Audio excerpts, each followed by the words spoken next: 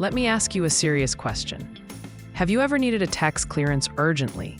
Maybe for a visa, a government appointment, or even a senior role in a bank?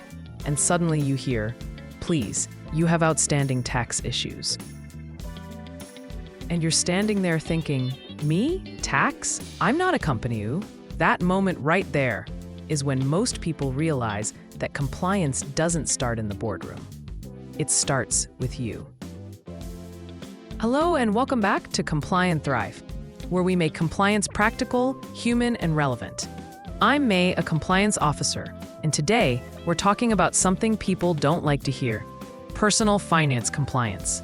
We're talking about why your money also needs rules. Yes, your money, your rules, your responsibility. Why personal compliance matters. Most people think compliance is only for banks, companies, and big CEOs. But the truth is, the first place compliance shows up is in your personal finances. When you embrace it, rather than ignore it, you put yourself in control.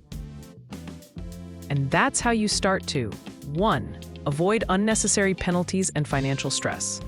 Late tax payments, unpaid bills, accumulated penalties. The money you were saving to travel or invest suddenly disappears into fines and interest. 2. Build financial discipline.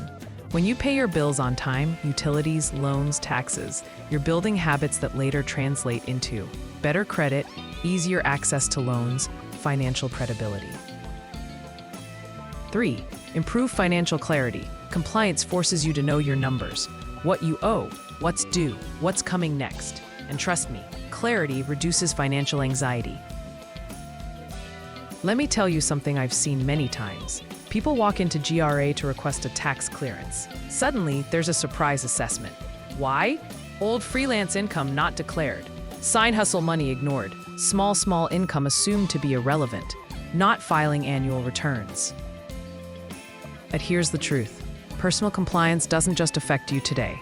It affects your visa applications, your professional appointments, your ability to become a key management person in regulated institutions. And yes, it can even affect your family when documentation is needed in the future. Let's make this practical. Here are some key areas to consider for personal compliance success. 1. Tax compliance. Declare your income as hard as it may be. File returns on time. Don't assume they won't notice. 2. Bill payments. Utilities, rent, insurance. Have them pay on due dates, better still, before deadlines.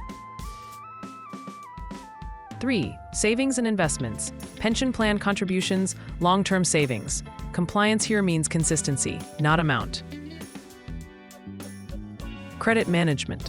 Online loans, Momo loans, bank loans. Ensure on-time repayment. Buy now, pay later schemes. If you don't manage these well, they quietly destroy your financial reputation. Simple tips to nail it. Here's how to stay compliant without stress. Set reminders for due dates payment. Automate.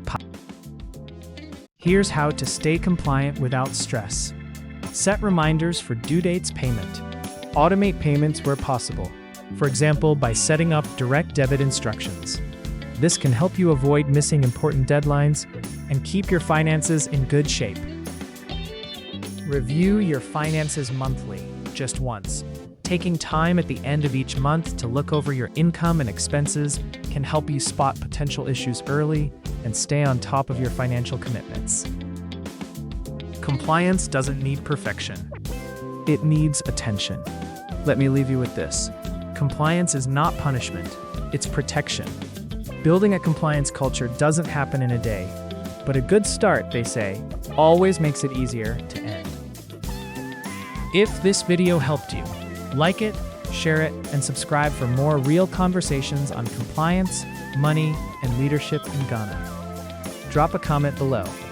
What part of personal compliance do you struggle with the most? See you in the next discussion.